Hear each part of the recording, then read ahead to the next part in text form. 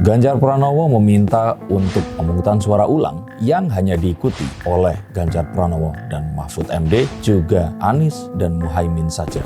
Saya melihat bahwa ini saja menunjukkan bahwa sepertinya kemenangan bukanlah tujuan mereka. Lalu apa tujuan mereka yang sebenarnya? Saya duga ada sebuah upaya untuk mendelegitimasi pemerintahan yang akan berjalan dengan sisa waktu kurang dari setengah tahun ini.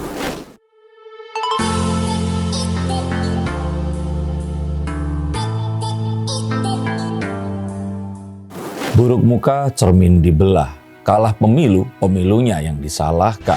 Ganjar Pranowo meminta untuk pemungutan suara ulang yang hanya diikuti oleh Ganjar Pranowo dan Mahfud MD, juga Anies dan Muhaimin saja. 01 dan 03.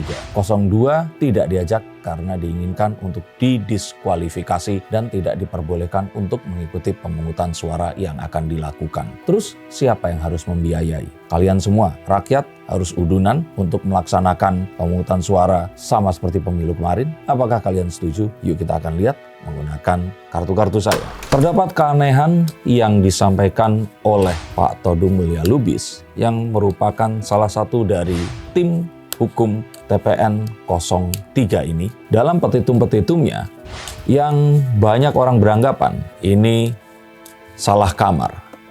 Seharusnya sengketa tentang hasil pemilu yang dipermasalahkan adalah mengenai kecurangan yang harus dibuktikan dengan perbedaan suara yang didalilkan itu tadi. Tetapi rupanya seperti diduga, bukan itu yang dipermasalahkan, tapi lebih kepada permasalahan di pra-pencoblosan, saat pencoblosan, dan pasca pencoblosan yang dianggap penuh dengan kecurangan yang TSM dan melibatkan aparatur negara untuk melakukan penekanan. Dan ini adalah sesuatu yang aneh, karena hal tersebut seharusnya adalah kewenangan Bawaslu, bukan MK. Dan mengenai hal tersebut tidak mungkin akan bisa diselesaikan dengan sisa waktu yang ada. Maka sebenarnya ini adalah sesuatu yang akan dengan mudah dipatahkan oleh ke-8 hakim MK yang mengadili proses sengketa ini tadi. Dan ini sesuatu yang sudah jelas terlihat bahwa kekalahan akan ada pada mereka yang mengajukan. Lalu mengapa hal ini tetap diupayakan dan berusaha untuk terus didorong?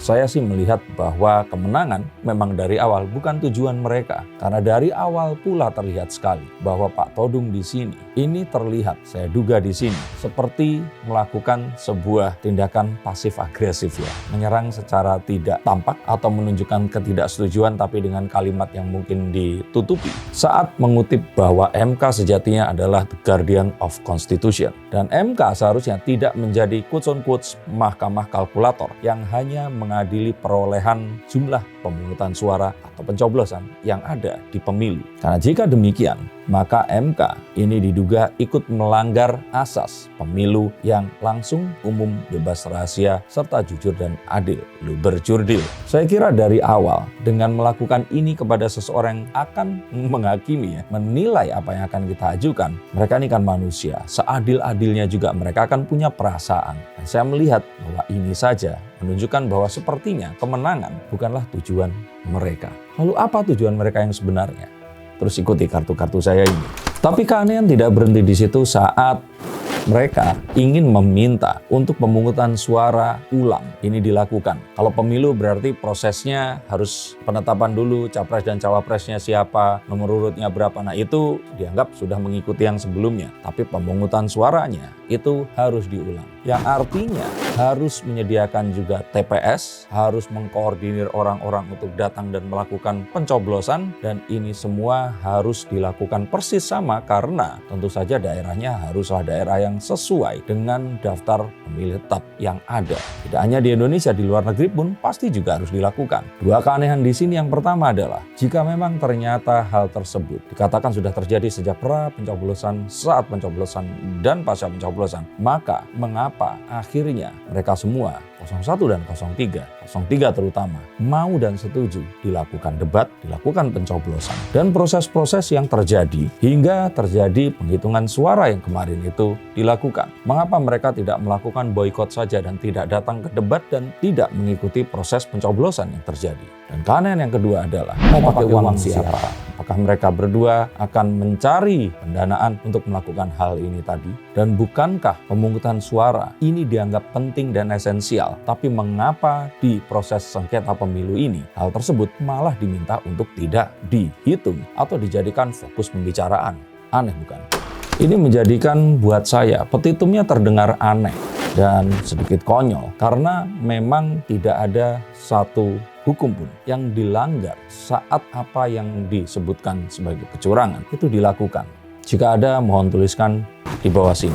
Sejak penggelontoran bansos, yang tentu saja bansos ini adalah sesuatu yang sudah disetujui dan di-approve oleh Dewan Perwakilan Rakyat. Disidangkan, ditentukan berapa besar dan dibagikan. Dan kalaupun ternyata bansos ini akan sangat mempengaruhi, apakah mungkin masyarakat kita sebodoh itu sekarang? Dan tentang tindakan yang menyuruh atau menekan pihak-pihak tertentu agar memenangkan 02 dengan ancaman-ancaman pengangkatan kasus jika hal tersebut dilakukan. Maka bukankah surat edaran yang mengatakan bahwa untuk daerah-daerah yang tidak memenangkan 03 atau Ganjar dan Mahfud, maka calon dewan yang terpilih ini tidak akan dilantik juga. Saya kira dalam pemilu hal tersebut bukankah sesuatu yang juga sering terjadi. Walaupun juga akan sulit untuk bisa dilakukan karena jika orang juga mengatakan mereka akan mencoblos orang yang lain, maka hal tersebut pun tidak akan bisa dihindari pula. Maka dalam petitum ini terdengar hal-hal yang kontradiktif terhadap apa yang didalilkan dan apa yang juga mereka lakukan selama ini tadi.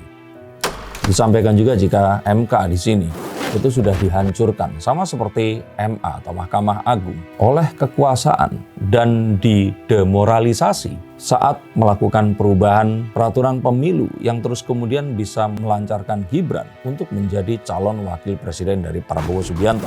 Tapi marilah kita kembali dan mengetahui bahwa bukankah MK memang memiliki tugas demikian juga dengan penghapusan pasal karet atau yang dianggap sulit untuk menemukan parameternya dalam pencemaran nama baik kemarin. Maka saya kira memang itulah tugas MK yang sesungguhnya. Dan jika ternyata memang ada sebuah pertimbangan etika yang mengandung dugaan atau potensi adanya nepotisme, maka seharusnya ini pun bukan sesuatu yang akan menjadikan pertimbangan untuk MK itu tadi. Maka sekali lagi tidak ada satu proses hukum pun yang dilanggar di sini. Dan jika memang iya, laporkan saja ke KPK.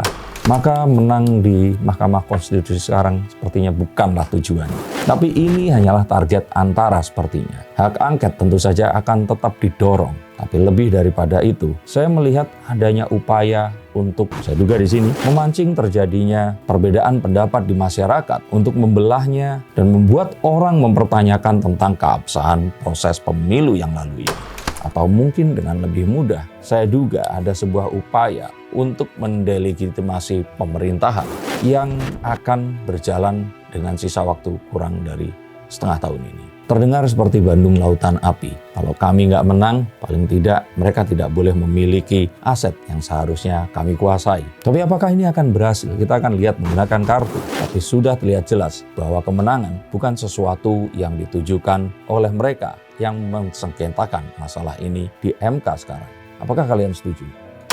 Saya kira di sini masyarakat itu sudah nggak akan peduli lagi. Mereka sudah lost appetite atau kehilangan selera akan apa yang diupayakan. Keributan dan kericuan ini tidak akan dibeli oleh mereka. Apalagi dengan adanya Lebaran yang akan datang, dilanjutkan dengan tradisi tengah tahunan seperti kenaikan kelas anak-anak sekolah, liburan, dan hal-hal festif yang lainnya. Saya kira masyarakat hanya ingin meneruskan kehidupannya, menyeberang ke tahap yang berikutnya, dan menghindari pengeluaran yang tidak terduga. Karena seperti tadi saya katakan, siapa yang harus membiayai pemungutan suara ulang ini tadi? Kalaupun ternyata ini adalah sebuah upaya untuk merubah adanya putaran kedua, saya kira apakah kalian setuju ini dilakukan?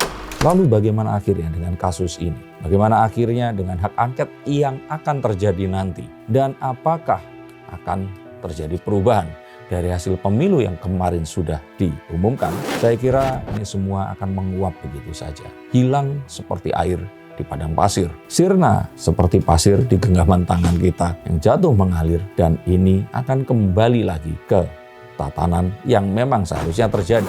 Yang disayangkan adalah akhirnya masyarakat di sini melihat bahwa pemimpin yang mereka dukung dengan semua kengototannya ini hanyalah akan meninggalkan antipati di benak para pendukungnya ini tadi. Dan meninggalkan satu pertanyaan yang besar.